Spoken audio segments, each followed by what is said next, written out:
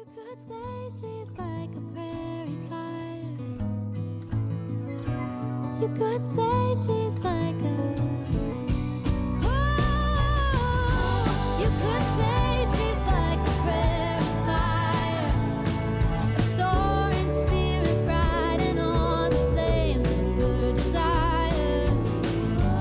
If you feel a burden in your soul tonight, prairie fire is the name you'll know her by. Look how you light the midnight sky.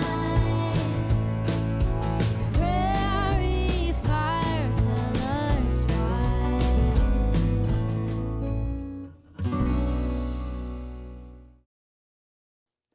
Welcome to Prairie Fire Student Edition. I'm your host, Sarah Edwards.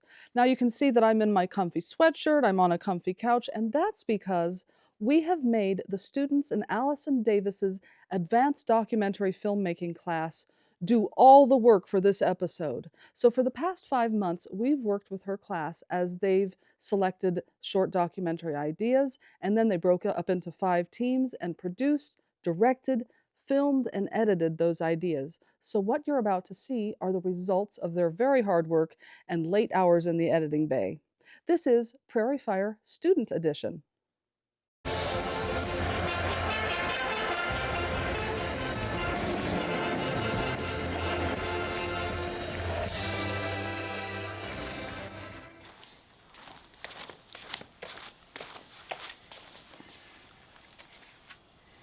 My favorite Orange Crush memory is definitely my senior night game. And when you're on the court, you always try and tune out the crowd, but that was a night that it was hard to do that.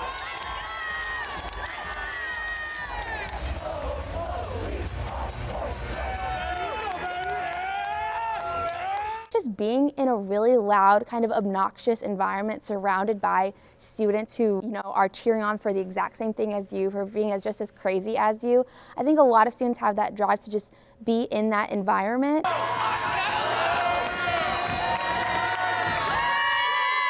I waited in the line for every single game to get into the lower bowl my freshman year, so lots of emotions with this last game.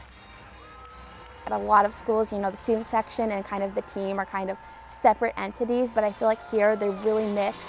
It's very special to have that close of a relationship, I would say, with the coach and with the players. I'm a full-time student, I have a job, I have an internship, I'm in other RSOs, but I want to dedicate time to this team, to this organization, the Orange Crush, because I love it so much. And see that they love us too. It's really beneficial, and every time Coach Underwood comes out and he has his little points at us, it warms my heart and it gets me so amped for the game. My favorite Orange Crush tradition is right before the tip-off, when they're doing their dance and everybody's jumping up and down.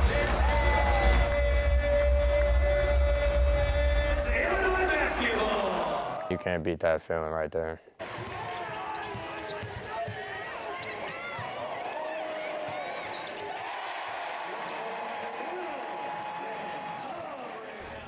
Does the Orange Crush impact games?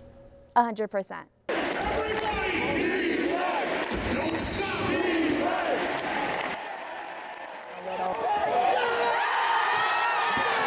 The louder we are, the harder it is for opposing players to communicate on the court and perform to the level that they usually perform.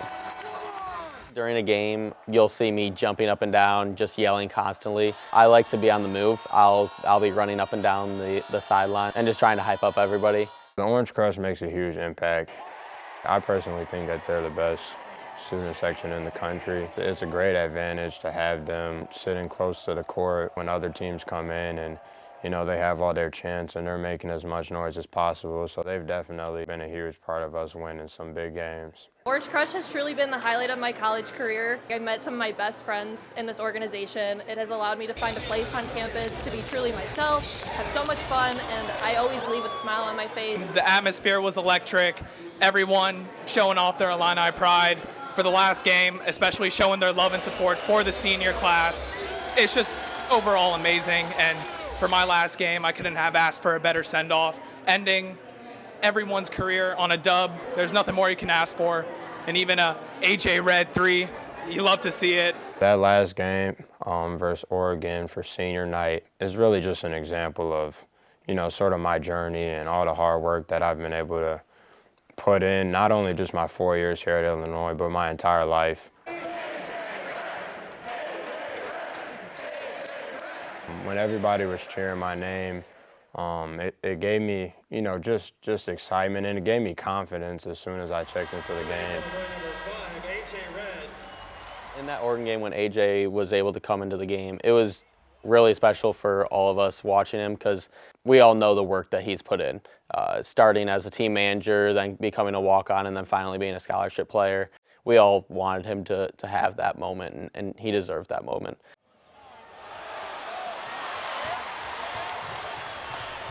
Petrovic, back to Red, could it be?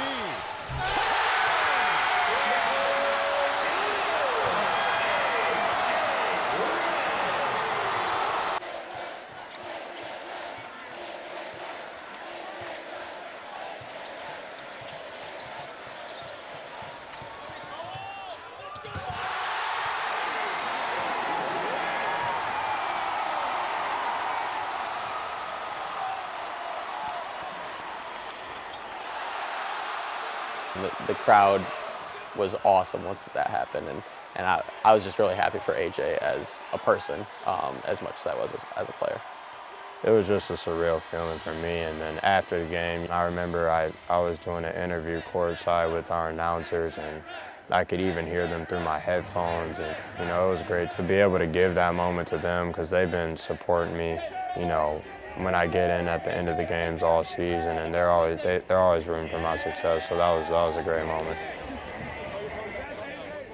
There's definitely a big sense of community when it comes to the student section of Orange Crush. I have so many friends and met so many different people throughout my years of Orange Crush that when we rushed alma mater after the Elite Eight win over Iowa, just seeing all of the different friends and people I met over the year, and really being able to celebrate that with all of them was just an incredible feeling. It really made that win feel even more special, and having that Oregon game with everybody so loud and so energized when AJ was able to come into the game, it's just so evident that how much people care about Illini basketball and each other.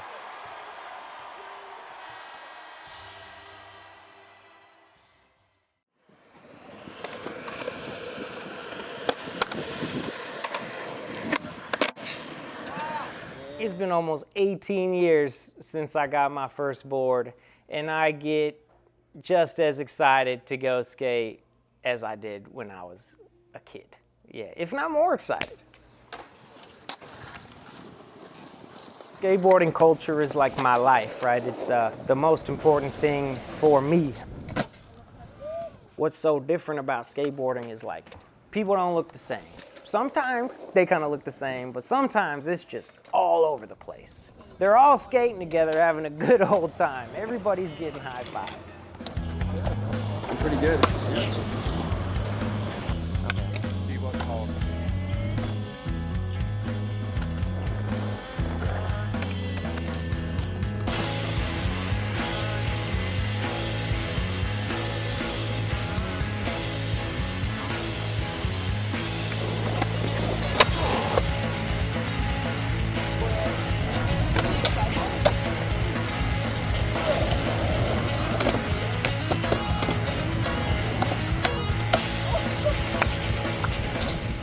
Yeah, that's how I've probably made most of my friends, like all through skating.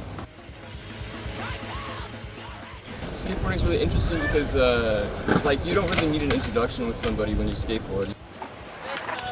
You might go to Spalding Skate Park and you will see the same faces over and over again. You might end up skating next to those people for years. It might have been 10 years at this point. You still don't know their name, but that's the homie. When we got all these people around here, I think it's super cool because you get to talk and meet so many different people. You get to hear so many different stories, see so many different tricks that you maybe don't even know was possible. Something that draws skaters in is definitely school-up. School-up's like, if you ask a skater here and you say, where did you get your board? I bet 90% of them will probably say school-up.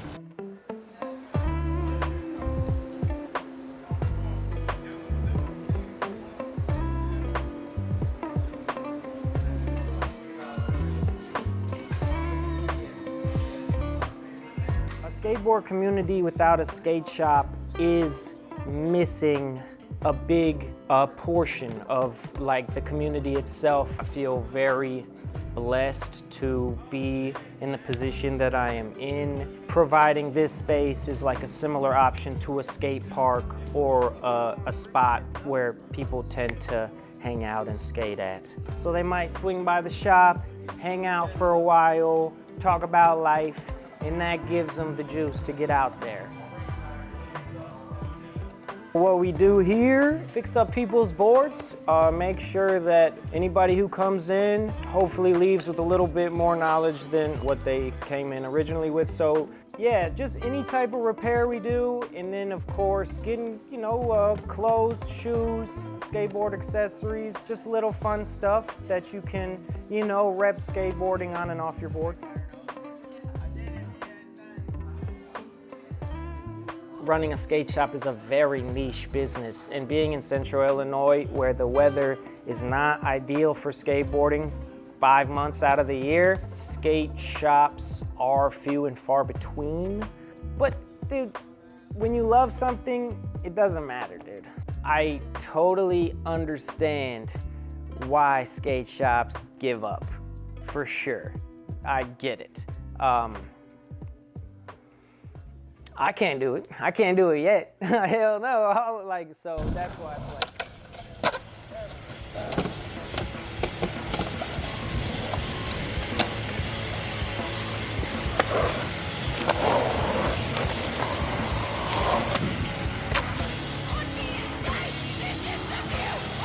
That was wild. You did that so casually, bro. Dude. What? Can I see that clip?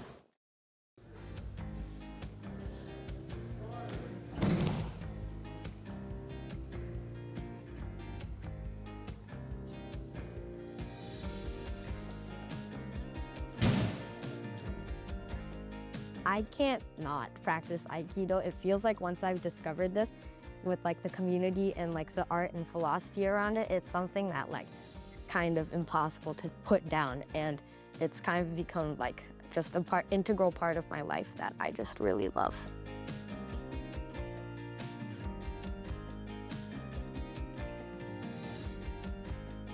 When I was 10 or 11, my dad showed me this video from Taiwan of this like really small person throwing a bunch of a lot larger people, and he was telling me how it's like Aikido and stuff, and then I thought it looked really cool. Aikido now is like breathing, you know, it's so much a part of my everyday life that if I don't come here for a few days, you know, I feel like something's missing from my life. You know, all the kids and all the adults here are my extended family, so Aikido is predominantly a martial art that uses the other person's energy against them. It's generally a peaceful art, but because we do a lot of throwing, you know, we have to learn how to fall. Since I started Aikido, the teachers here, they really drilled into me. Rule number 1 is to get out of the way, no matter if anyone tries to attack you or anything bad happens. The first step is just to try and diffuse the situation. My experience working with Knut Bauer has been really great. He has like taught me a lot of things other than just Aikido, and obviously he has taught me a lot of Aikido, but all of that stuff transfers over to my daily life too. Henry's my only Kenshusei right now. So a Kenshusei is a special student. So that's somebody that will commit to training on a regular basis. One of the things that I always remember that my teacher told me is he said to him, the most valuable student in his words were the ones that cleans the bathroom quietly, unobserved. A Kenshusei is a person that, you know, understands all that, that commits to not only practicing regularly, but practicing with everybody and do all the behind the scenes things that nobody else is aware of.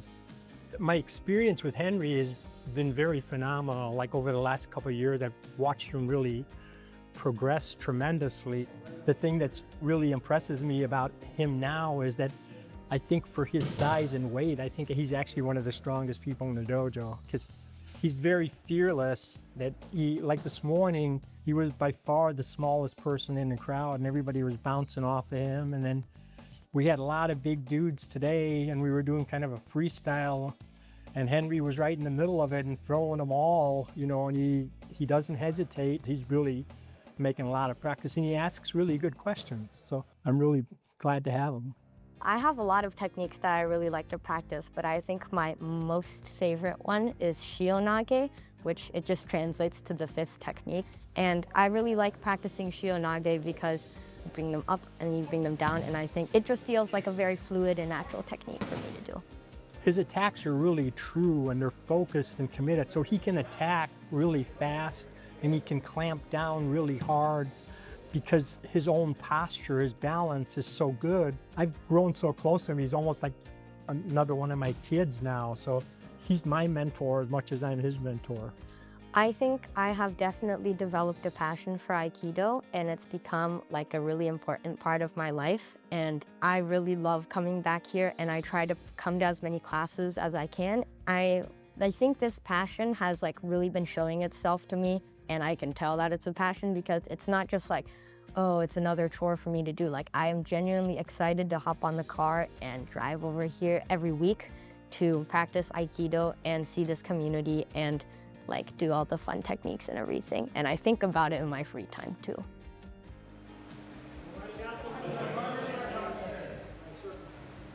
If somebody wants to come here and start training Aikido, the first thing they have to understand is that we're not here to train people to be cage fighters, to be MMA fighters. The self-defense aspect of Aikido, it's very important, but it's secondary to just the idea of just learning to get along with people. The first thing you read when you come in here is this is a place where we learn to become better human beings. And for me, you know, that's the most important part of Aikido. This Aikido area and like dojo, I feel like I'm treated more as an equal and like not just another little kid that they like, oh, pat your head and give you a piece of candy and then you leave. I think it's like a family really, and after classes, we like chat a little bit, and sometimes on Fridays, they stop for like a drink. Obviously, I'm not drinking beer, but I drink soda. This is Henry's beer. He's not gonna drink it though. They just talk about their days, and everything just kind of freezes here when you step into the dojo. It's like you're in another world, and it's like a new perspective and like a retreat for a lot of people here. Being a special student, it's a great honor, and I feel like I'm able to like spread the joy of Aikido to a lot of other people too. What we're doing is trying to create that meaning, that link of like what you're eating is embedded in community, has value, and is connected as a part of something larger than yourself.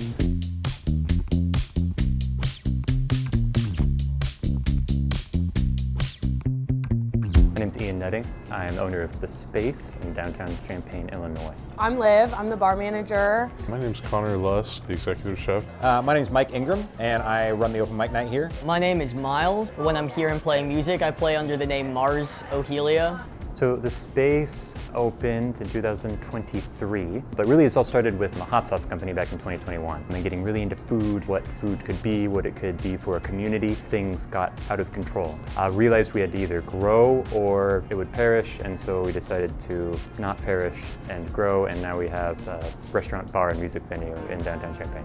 There are different elements, different lodestars, things, part of a constellation of things that we sort of take with us. I mean, one is providing a truly excellent and unique dining experience, like truly excellent food and meaningful food, I guess I would say in all of this. It's not just that your burger is the best burger. I mean, it may be, that's great, but like that meat came from a farmer that we know. I can call that farmer. How many people do you get a burger from where they can call the farmer where the cow came from? Like that's like not many people. Speaking logistically as a chef, it's very nice to see where your things come from so you get an assurance of quality when you're working with stuff. The best thing you can do to create good food is to use things that are in season and to use things that are local and to use things that you know have love put into them and work put into them that's respectable, and it makes so much of my job so much easier, just getting produce that I know is in season. It's not from a greenhouse in the middle of the country somewhere where it shouldn't be growing. Furthermore, like logistics aside, just that relationship with the farmer is really rewarding and gratifying as a chef to be able to feature someone else's hard work and someone else's passion.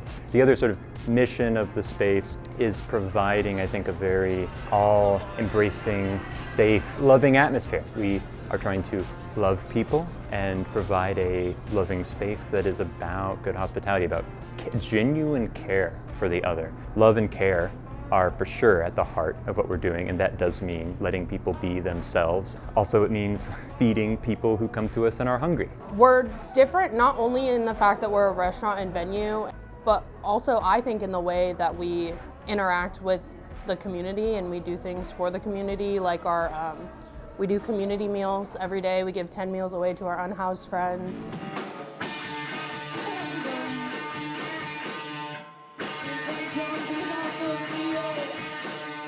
But the element that has sprung up around us is this community desire for a more community-oriented space for arts and music and things like that. So that's why we have open mic comedy, open drag. These are the staples of the space that has really come to define its ethos and aesthetic, I guess.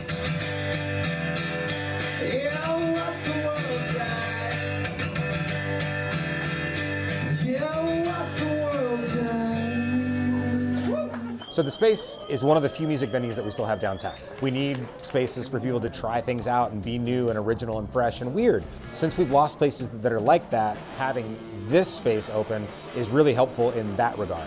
One of the really good things about independent art and local art is the ability to be unapologetically weird, to have a lot of room to try strange and off-the-wall things.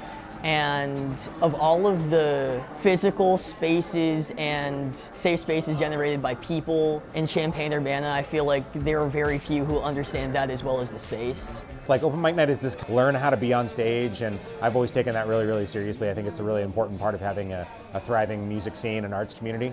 But honestly, just like, we try to foster as open mic hosts, like just a welcoming and inviting space. And that just goes hand in hand with what the space does in general for people. I think we're doing really, really cool stuff here, and I'm really grateful to be able to be a part of this group of people. It's a fun time, I love it. I feel weird often trying to take any sort of credit for what the space has done, because there's not dead weight here. There's not people who just show up for work. Like, you basically, because we're such a small crew, you have to care. The space is far much more than myself. It is the Space Force, and it's even beyond the Space Force. It's the community that has helped build us.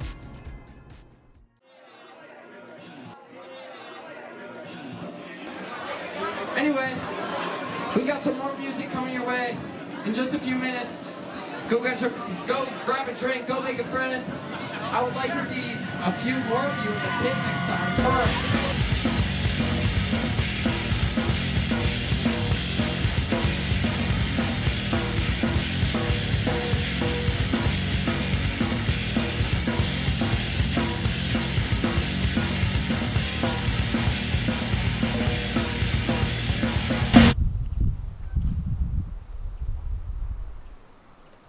The Mirror is a house show venue. It's pretty much something run exclusively by the people who live there.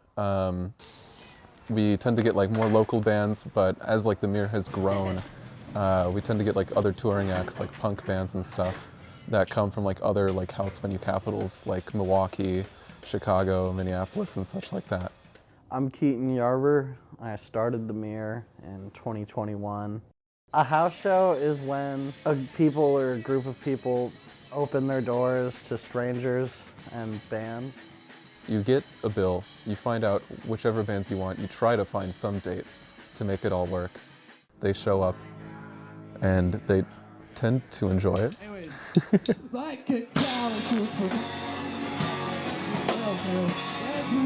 Usually what we'll do is we'll have 4 bands playing, and we'll take 10% of door just to cover costs, because we need to buy cleaning supplies and get stuff fixed and just all the menial stuff.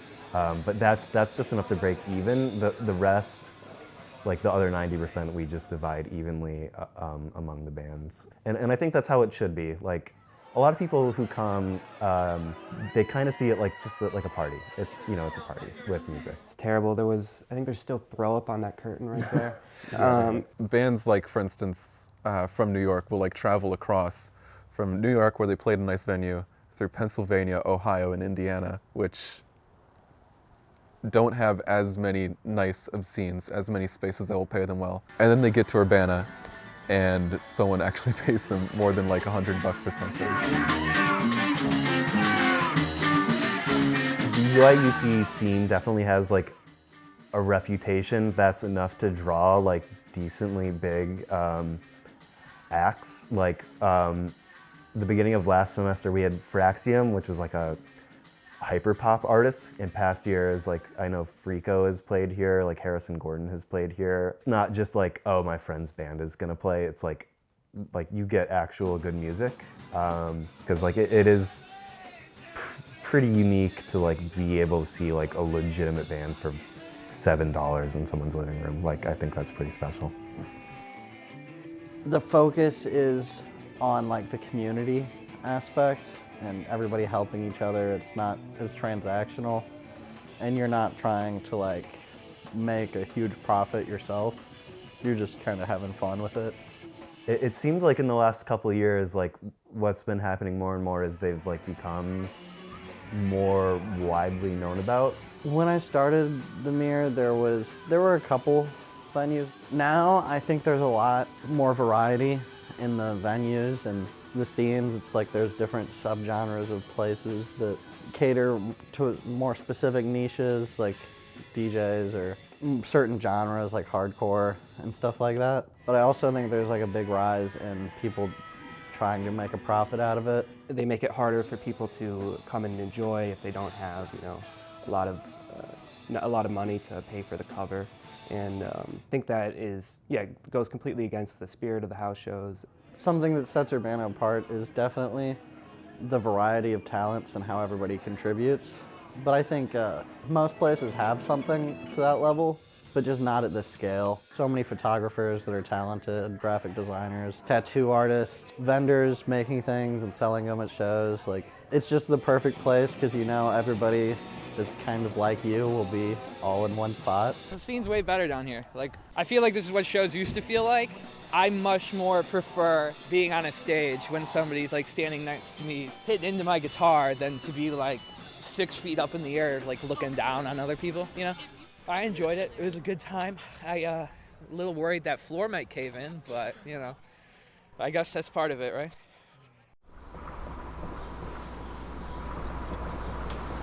I was in the sound booth right behind the stage, and it was about midnight. We were on the last band. Someone came up to me and was like, "The floor is broken. The support beams cracked beneath the floor in one of the rooms." So we had to kick everyone out, and there will be no more Mirror shows because our floor is broken. All right, there's why it's shut down? Yeah, that's why it's shut down. I kind of wish we had like a few more shows, but I mean, it's a lot to, you know, run a house show, so. All right, well, goodbye, Mirror. Goodbye, Mirror.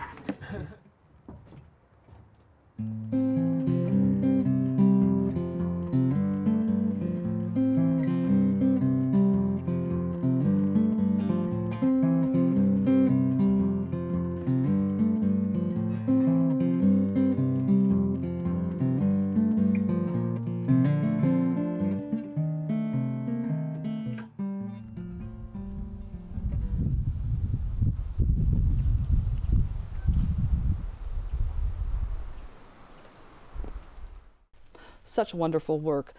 We had such a great time working with you guys over the past 5 months. It was so great to meet you all, and I think you guys all chose really wonderful stories. Was it also a positive experience for you? Yeah, I mean, I think anyone who's ever been in school knows that group projects can go one way or the other, but for us, this was probably one of the best group project experiences I've ever had. I think we can all agree. Everyone's idea was so creative and original, and I would have loved to work on any of the other segments. And yeah, I've really loved working with the Prairie Fire team, working with Allison. I'm really proud of all the work that we've done, and I wish I could do it again. Yeah, and I mean, adding on to that, I think it allowed us to get into the community and meet some really interesting people, which is something that was really valuable for me. I would have never met these people otherwise, and I think all of the segments were about community in one way or another, which I think was really special as well. Wonderful. Thanks for joining us on this student edition of Prairie Fire.